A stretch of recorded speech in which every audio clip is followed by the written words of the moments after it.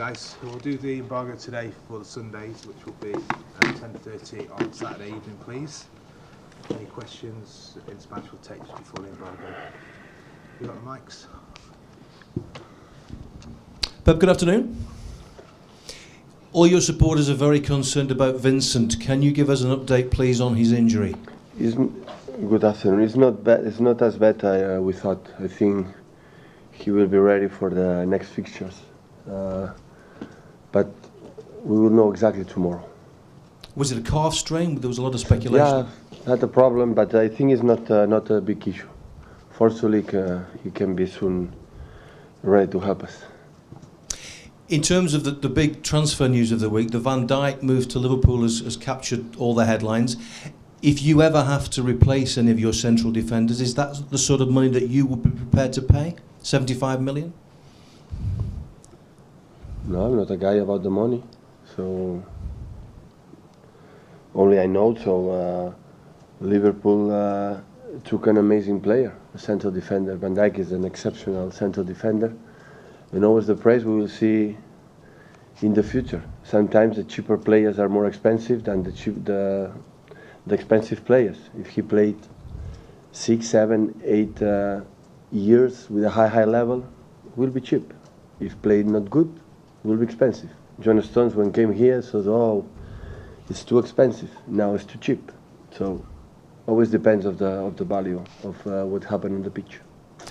And a win for you on Sunday takes you to 19 successive wins and equals the record that you achieved with Bayern in 2014. Just wondered how much satisfaction you're getting in this job compared to the jobs you did at Bayern and at Barcelona. Always here talk about the numbers and the breakers and the records, and that is a consequence what we do on the pitch. So I'm not here to comment about the record because it's simple to say yes or not, we break it or not, but that is not counts. Counts is what we have to do against Crystal Palace, about what we have to do against these 4 amazing strikers they have. For themselves they can create big chances. I'm really impressed what Zaha is able to do. When Zaha was not on the pitch, Crystal Palace could not win. So the first 9 games, 0 points. Zaha was not there the moment he came in. So the team changed. He's a guy who's, for himself, he can turn the game. He won a lot of points for himself. So it's Selhurst Park is complicated. That is when I have to concern the last hours, the previous hours, today and this afternoon and tomorrow, to win another game, and after we'll see. But sooner or later we're going to draw points, to lose, and we're going to see how we react in that moment. But how close are City getting to those previous clubs that you've managed in terms of standards? Well, it's not compare. We cannot compare because we were in Barcelona for years, 3 years in Munich. Now here is my 2nd season, so we didn't win not even one title. So we cannot compare about that to other clubs. So the clubs that have a history behind, not just in terms of titles, much more than here. So just to be calm and focus what we have to do tomorrow, day after tomorrow. That is the only I'm concerned like a manager. Pep, you've spoken there about the difference that Wilfried Zaha's made to Crystal Palace. When you look at Crystal Palace now compared to the team you took on, which was right at the start of Roy Hodgson's reign, what difference do you see in that side? Well, so yesterday I saw the game. So Crystal Palace, the team of course it's not easy, never easy to play against Arsenal. When Arsenal dominate the game, when they control the game, because they have a lot of talent in the middle, they have the big quality in the short passes and the pass and move.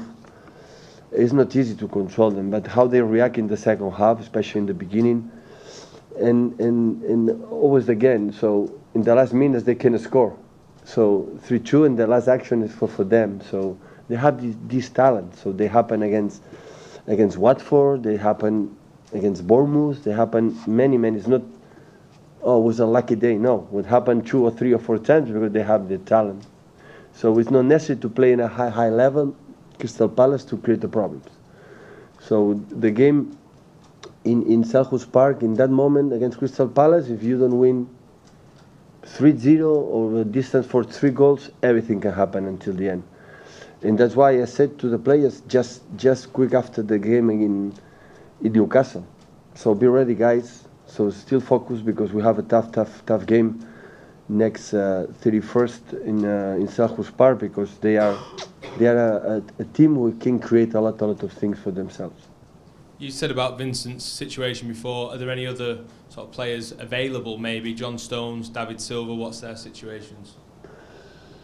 We'll see tomorrow. John is much better. Yesterday made the complete first training session with the team, and I think he's not ready for 90 minutes, but he's back in the team. I think for the next games will be fit. So, and of course it's a huge news for us because we have a Superman in the team. So Nico Otamendi helped us absolutely. Without Nico, it would have not been possible what we have done. So everybody speak about a lot of players like Raheem, like Kevin, like David, like Sergio, and they deserve it. But if I would like to point some player who deserve all the respect, is what we have done until now is Nico. Nico have been amazing, because he's a guy, even with pain, even with problems in the ankle, in the knee, in the back, always fight, always one of the hugest competitors I ever seen in my life.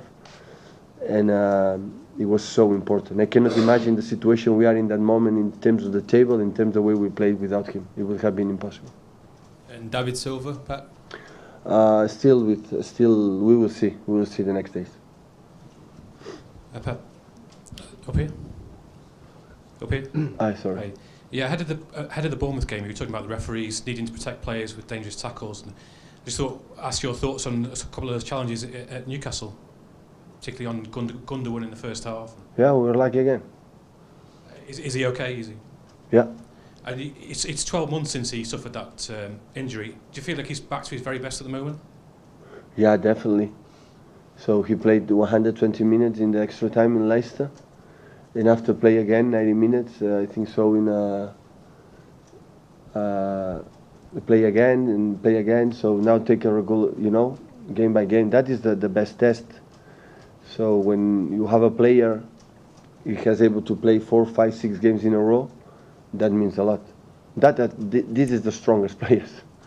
They are able to play, and is back. For a long time didn't happen, and hopefully can maintain that level. So last season we missed him a lot, and that's why he helped us a lot.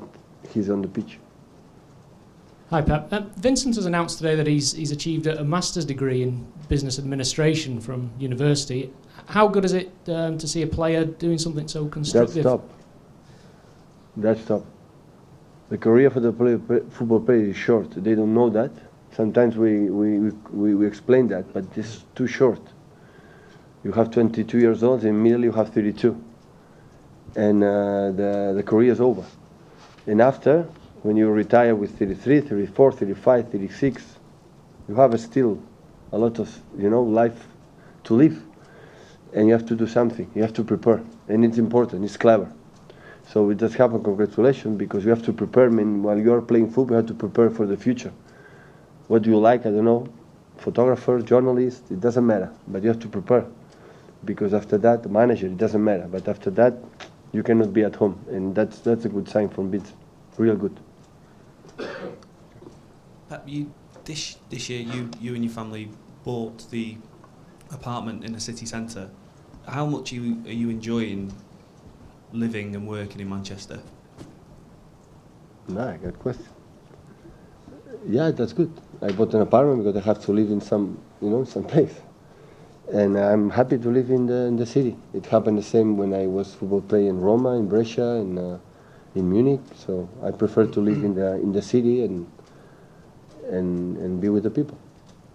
It feels like it's quite a big commitment from you, though, to buy a place. It seems like a commitment that you might be here for. It happened the same in Munich. I bought the same an apartment, and here as well. And the commitment was the same last season when I didn't win. So it looks like the commitment higher because we won, but the commitment last season was the same, because the last season bought the apartment, not that season. So just arrived. So I think nothing changed. Rent an apartment or buy an apartment is the way I want to work, or I try to live my profession. Hi Pep. Just on Nico, he's obviously had a huge transformation this season. Did you have to do a lot of work with him over the summer? I know in the book that Marty Perronel wrote about your time at Bayern Munich, you worked a lot with the centre-backs in that first season. Is that something similar you had to do with Nico in the last few months to get him from last season's performances to this season's? Well, central defenders in our team is not easy. They play 40 meters, in front, defending a lot of space behind. They have to help us to the build-up, so they don't have to just be worried in defending. So it's so demanding. But this kind of thing only happens when you are brave, you have courage, you have a huge personality to try to do. Even when the people thought we were not able to do these kind of things, when they believe it's good for the team, it's good for himself, they try it. And right now, he's reading the situations to where are the spaces to pass the ball amazingly. So I'm really impressed. So because it's not for now, it's for 18 months working together and a lot of meetings, a lot of talkings about that is a good decision, what is a way, what do you have to do when the opponent jam, when they have to do when the opponent doesn't jam. So where are the spaces in front and runs in behind? And he's reading really, really well. So I am so happy for him, so happy because he deserves all my respect, all our respect, what we have done. He pretty much does everything, doesn't he? Because he's obviously your main guy in the air for long balls. But like against Huddersfield, for example, he was basically playing as a midfielder. Yeah. So have you had many defenders like that who can do all of that? Is he up there with the rest of them? Yeah, many. Yeah, we insist a lot. In Barcelona, we had Rafa Marquez, we had Gerard Piqué, and at the end, Vidal, Carlos Puyol as well. They did it, and in Bayern with Jerome Boateng, Holger Badstuber, Kimi Jalaba. They were able to do that. Yeah, everybody can do that. It's just to convince them is not so complicated that the people can believe. And after that is training, process. Sometimes you need more time than the other ones. But at the end, now he's so clever. In the terms, he's a guy who has the most admire the most is the fact when one guy has these skills. For example, Jonas Stone to do that is easy for him. But what I credit the most and I admire the most is the fact maybe it's not his strength point, and he tried and he do it. He does it, and that is chapeau. And just a quick one, Fabian Delph as well. He didn't play in the week. Is he going to be fit? Yeah, he was not fit from Newcastle. It's much better. Yesterday could not training. Today is off. We'll see tomorrow how that's feelings, because this is quite similar case from Vincent. He knows his body, their body better than the other ones. And when say I'm ready, okay, you can be calm. When say still I not feel good, is better. Don't put it on the pitch. You hadn't won any trophies when you took over as Barcelona coach. You won 3 in your first year. At what point in that season did you start to think you had a team that could win trophies? In December, never thought in Barcelona we can win a title. It's the same like this. So, okay, we are in good position in the terms of what we have done, because we are in the second leg and still we didn't lose one game. But in December, you cannot thinking about too much far away. So I think it's not good for the players, for the managers, to think about there. So we have here close in 3 days. We have 6 points, 2 games. So focus on that, and that is the best advice I can give to my players.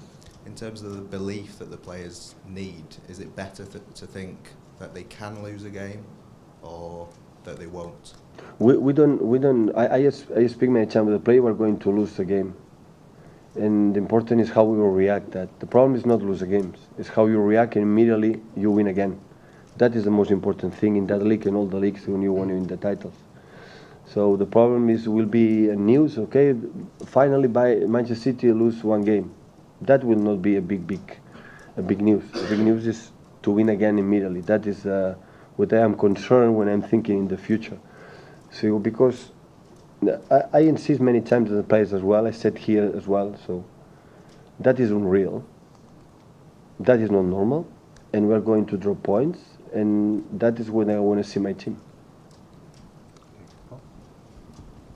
Pep, although you're well clear of everybody else in the league, how important is for you to strengthen in the January window? Do you still want to bring players in? No, I'm so happy the players I have, and I'm convinced. I don't know what's going to happen.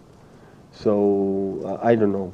So of course maybe in the position for the situation from Vincent, what happened in John Stones, that happened. So we cannot forget Mangala helped us a lot. So he played against United the last 30 minutes, helped us a lot in the long balls against Lukaku. He played against Tottenham here and played outstanding. So if I have to live with the rest of the season, the players, with the young players, we're going to live with that. But of course we think about if we had problems and we have problems, what do we have to do? We have players enough because we are still in 4 competitions and it's so demanding. So the December have been so tough, but in January maybe it's tougher. And after February arrives the Champions League, so that's why we're going to think about it during that process. One in Spanish. Hola, doncs Pep, faig una mica de balanç d'aquest 2017, si per fer tu. L'any va començar amb un dels resultats més durs que has viscut aquí, un dels primers partits va ser el 4-0 contra l'Everton a Goodison Park, i dels moments durs com el partit de l'Everton i el del Mónaco o el de l'Arsenal a la Copa, vist en perspectiva, què creus que n'heu tret ara d'aquests moments durs? Quan tu perds 4-0 és perquè no érem suficientment bons. No crec massa en les causalitats. Sí que ens van fer 2 gols en 2 minuts, però no... Quan l'any passat no vam guanyar és perquè no érem suficientment bons. És simple com això. El partit de la Copa el podíem haver guanyat com el vam perdre, no hi va massa diferència. L'important és que dintre el que cap, durant aquests any i mig que portem junts, fora a casa hem sigut un equip increïble, hem perdut molt pocs punts, cosa que abans de venir a Anglaterra tothom deia que fora a casa era impossible guanyar o era molt difícil guanyar la forma que volíem jugar, i és el contrari, és quan entrem més punts que no pas a casa, i hem mantingut el nivell de l'any passat, l'únic que a casa hem millorat molt, i aquesta és la diferència respecte a l'any passat.